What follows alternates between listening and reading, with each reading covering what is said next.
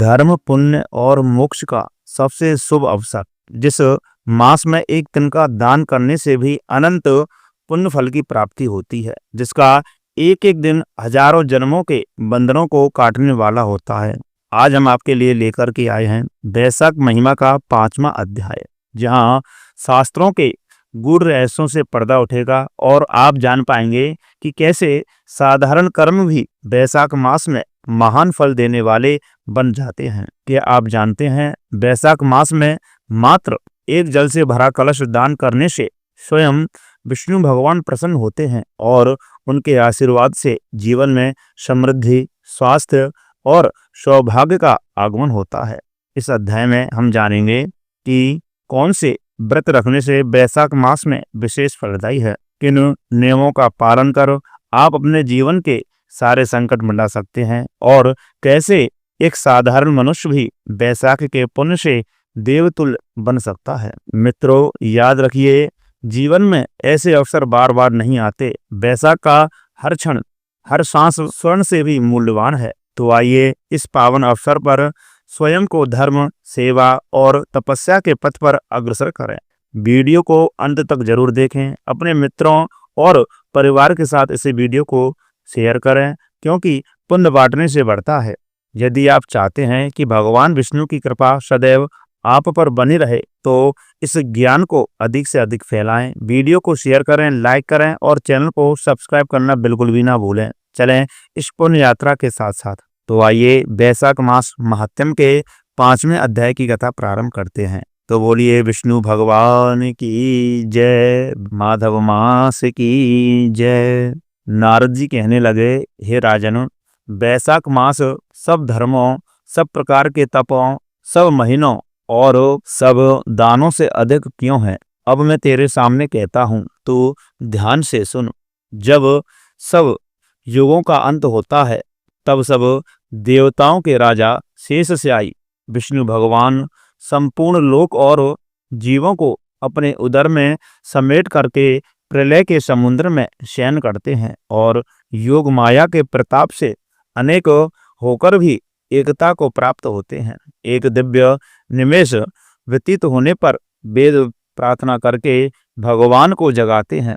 तब भगवान अपने उदर में स्थित जीवों की रक्षा करते हुए उन जीवों को अपने अपने कर्मों का फल देने के लिए सृष्टि के रचने का मन में विचार करते हैं।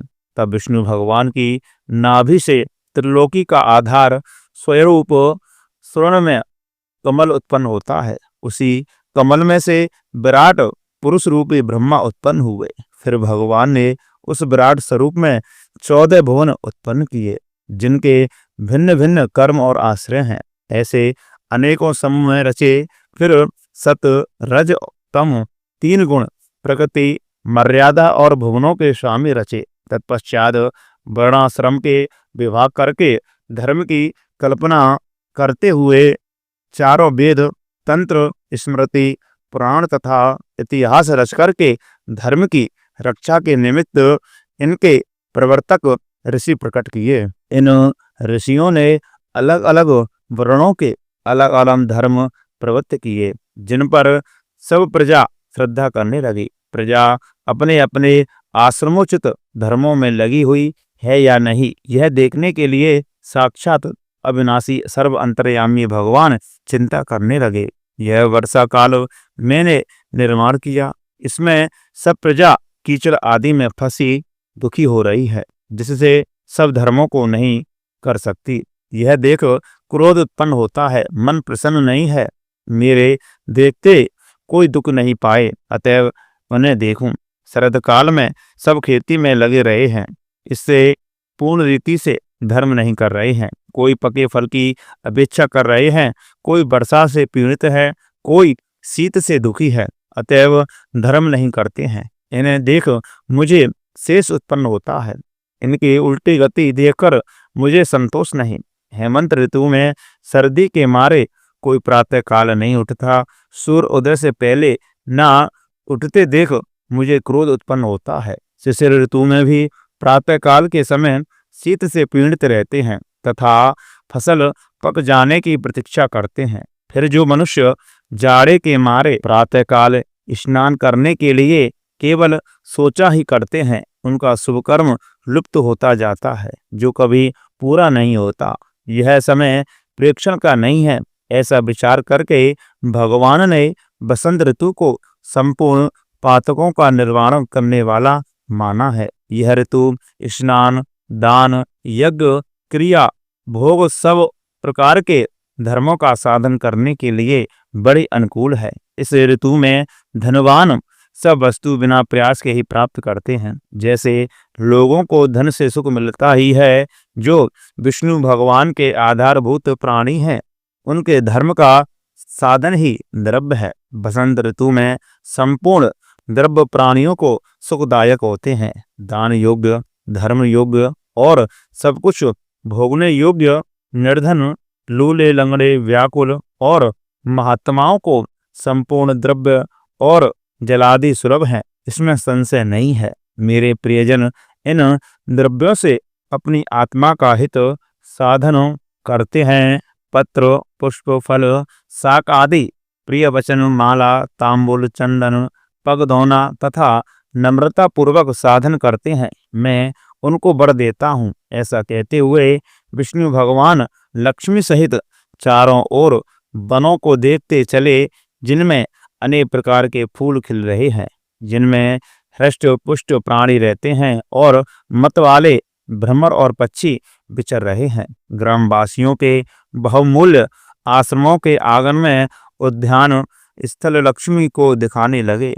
उनकी देवता, मुनीश्वर, सिद्ध, चरण, गंधर्व, किन्नर, नाग, राक्षस सब स्तुति करते हैं। वर्णाश्रम वासियों के घरों में जाकर के मीन की संक्रांति तक लक्ष्मी और सब देवताओं और मूर्तियों सहित भगवान रह करके लोगों के कर्मों का निरीक्षण करते हैं।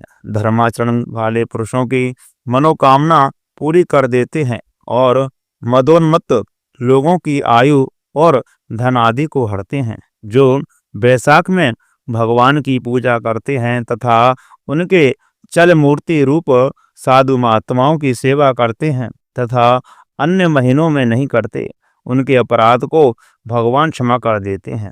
जैसे अपने देश में आए हुए राजा को देख करके उस देश के निवासी मनुष्य बहुमूल्य भेंट पूजा लेकर राजा की पूजा करते हैं, तब राजा पूजा के आकार आदि द्वारा यह जान लेता है कि इसकी पूजा पूरी है। तब राजा पूजा के आकार आदि द्वारा यह जान लेता है कि किसकी पूजा पूरी है, किसकी थोड़ी। उचित पूजा होने पर प्रसन्न होकर के निश्चय ही उसे मनोवांछित फल देता है और जिनकी पूजा सेवा ठीक नहीं, उन्हें दंड देता है। ऐसे ही विष्णु भगवान बैसाख मास में जो अच्छी रीति से पूजा करते हैं, उन्हें मनवांछित फल देते हैं और जो नहीं करते हैं, उनके धनादि को हर लेते हैं। धर्म के रक्षक देव सार धन विष्णु भगवान इस मास में प्राणी की परीक्षा करते हैं, इसलिए यह महीना सबसे उत्तम महीना माना गया है। तो प्रिय भक्तजनों, ये रही बैसाख मास महात्म्य के 5वें अध्याय की कथा। यदि आप चाहते हैं कि भगवान विष्णु की कृपा सदैव आप पर बनी रहे, तो इस ज्ञान को अधिक से अधिक फैलाएं, ज़्यादा से ज़्यादा इस वीडियो को शेयर करें, लाइक करें और चैनल को सब्सक्राइब करना बिल्कुल भी ना भूलें। कमेंट बॉक्स में लक्ष्मी नारायण भगवान की जय अवश्य लिखें, विष्णु भगवान की जय अवश्य लिखें।